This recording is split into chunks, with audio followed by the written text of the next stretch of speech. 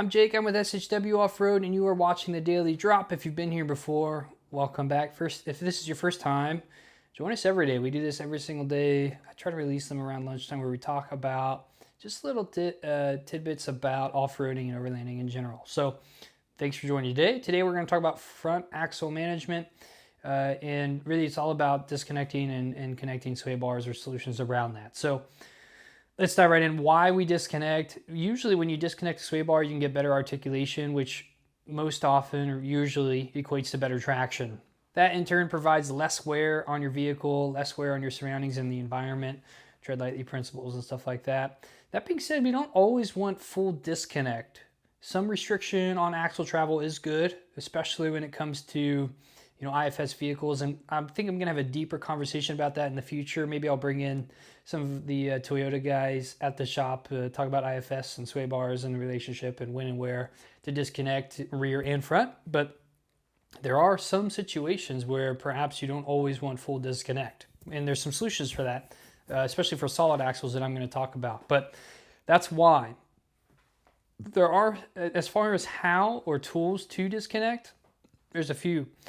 Number one is just to remove the bolt for your sway bar, right? If you travel with an impact or something, it's very quick and very easy to just remove your bolt and you've got a loose sway bar. On a lot of vehicles, especially Jeeps or solid axle vehicles, it's very quick and easy to just remove your sway bar bolts for your sway bar links, fold your links up with the sway bar, and make sure to always safely anchor your sway bar where it's not going to travel and get bound up or rip up tires or anything like that, or rip up steering linkage. So that's number one, the easiest, most cost effective. Well, I shouldn't say easiest, but it's the most simple, is to just remove your sway bar link bolts.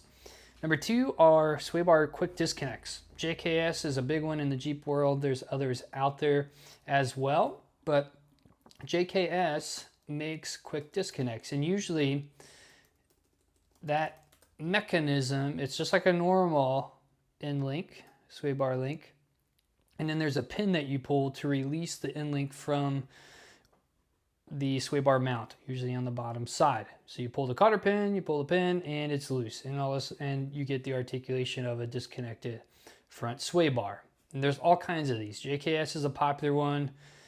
Metal Cloak makes some. Tons of people make them. Tons of manufacturers support different vehicles with quick disconnects. And it's big in the Jeep world. I'm not as familiar with like the Land Cruiser world. Like an 80 series community, I'm sure has their own. Actually, I'm kind of curious now if they have kind of a leading manufacturer for this.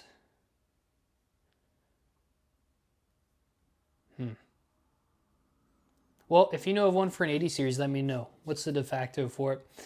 But this can get tricky in independent front suspension vehicles, whether you should or should not disconnect. I'm not as well versed, and again, I think we're gonna bring some people on to talk about that, have that conversation a little deeper in the future, so stay tuned there. Something really cool in the Jeep world, I'm shocked no one has done it for like an 80 series or the other solid axle Toyotas, is dual rate sway bars. Okay, these are really cool. They are a little expensive, but they are worth it. They are totally worth it, because what you do is it's essentially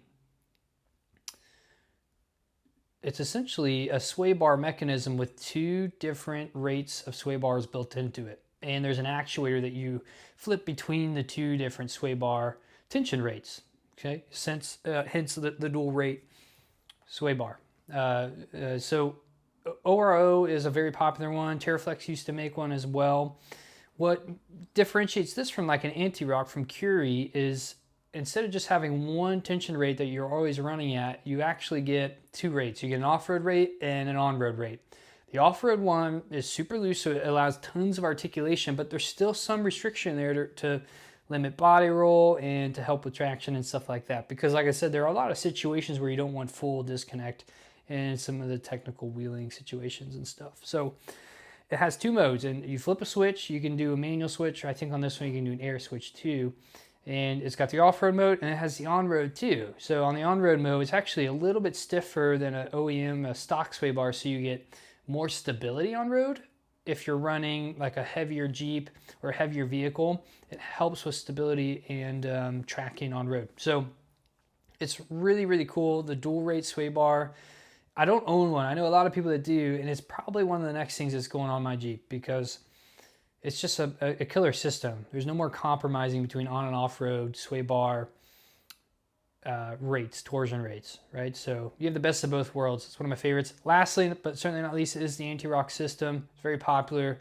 Most people are okay with the on-road ride. They flex well off-road. They articulate well, but you are compromising, right? It is a single torsion bar, so it is optimized to try to cover as much ground as possible. So that means it's not going to do everything super well. So those are my top, or the ones I'm most familiar with, solutions for disconnecting or adjusting or controlling front axle articulation off-road. We're gonna have a deeper conversation, I think, focused around IFS in the future. But if you have anything to add, or if you have any questions, comments, stuff like that, let us know. Drop a comment below or shoot us a message. Tomorrow I'm going to talk about corrosion, anti-corrosion solutions for vehicle underbodies and underbellies and bodies, because it's super important, especially in the Midwest. So tune in with me tomorrow, anti-corrosion. Thanks again for watching today. We'll see you next time. All right, bye-bye.